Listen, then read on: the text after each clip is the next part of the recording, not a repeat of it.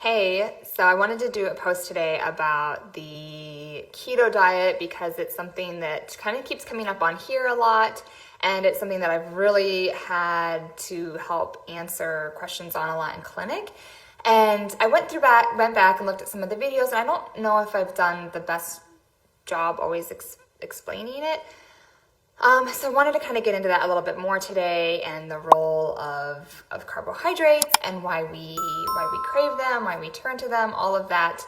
And so I'm thinking I'm going to just break this up into a couple different videos that I'll post through the next week, hopefully to not totally overwhelm some of you, but it's just, I think it's too much to do in one video. So stay tuned.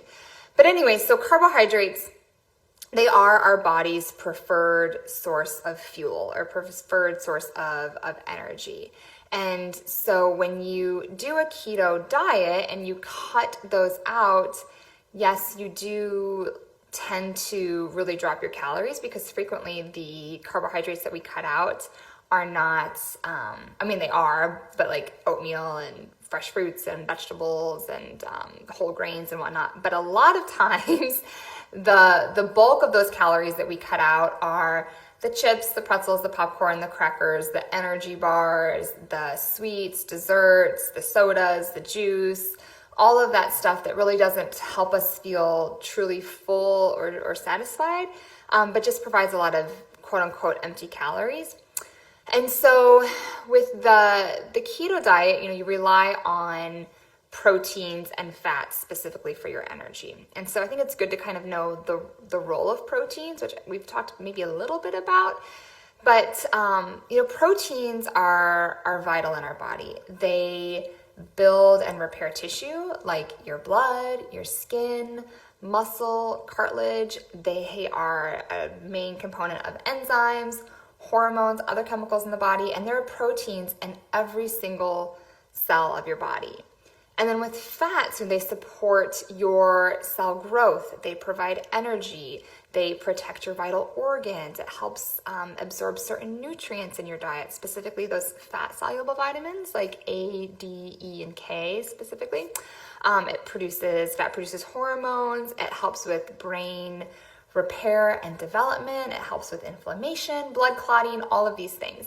And so when you are cutting out the amount of carbohydrates that you're eating significantly to, less than 50 grams a day, or even less than that, less than 30 grams or whatever it is, your body, those fats, those proteins can't do those things. And so when you're relying on protein to provide the energy, because what happens is protein is broken down into ketone bodies, essentially, hence the name keto diet. And so that protein can't be used to repair your muscles, your wounds, hello, bariatric patients, especially those of you that are early post-op, your skin, your hair, your tissues, your hormones, things get out of whack because the fat and the muscle that you have cannot be used properly to do those functions. It's now having to be used for energy. And so literally those carbohydrates help preserve muscle. And so when you're on a low keto diet, or you're on the keto diet or a super, super low carbohydrate diet, what happens is you tend to break down fats, which of course we all like to hear that, but you also break down a higher amount of muscle to provide that energy. And so when you gradually return to old habits or gradually return to your old eating, which always happens, right? There's always some event that causes us to go back to our old eating habits if we haven't really worked on long-term behavioral change, right? Long-term diet modification. Something always happens that makes us return to those old habits. So if you haven't done that, what happens then is you've lost all this muscle, and yes, you've lost some fat, you've probably lost a significant amount of weight, but you've lost a lot of that muscle. And then as you go back to those old eating habits, you regain that weight, but you don't regain that muscle unless you are truly actively working on building muscle. And typically, if you've gone off a diet or gone off an eating plan, it's because of something negative. And usually that doesn't equate to having enough time to exercise, right? And so then when you gain that weight back, you're not gaining that muscle, you're gaining fat.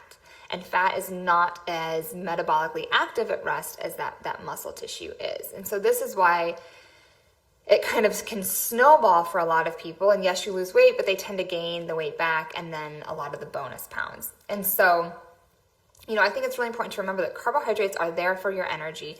They're also there to do a whole host of other things, most of which I won't get into today, but think about your digestive health. Fiber in those carbohydrates, specifically your complex carbohydrates like fresh fruits and vegetables and whole grains, that fiber, a lot of it that's non-digestible, is the fuel for your microbiome or your probiotics in your gut, right? That good bacteria. And so when they're not getting carbohydrates, they're literally starving, and certain bacteria will die off, and other bacteria that's not always great will tend to kind of take over, and then you get this whole other slew of issues that can happen when your digestive health and your microbiome is in dysbiosis, or not in a good equal balance, if you will. So that's a big reason why I am not a fan of the keto diet. I think there's a way to do a quote unquote healthy, lower carbohydrate or moderate carbohydrate diet, which again, we can kind of get into later. So let me know if you have any questions, concerns, as always in the comment section below, and look for those videos that will be coming in the next few days. Questions? We would love to hear from you in the comment section below. Tell us what else you want us to cover. And do not forget to share and like this video.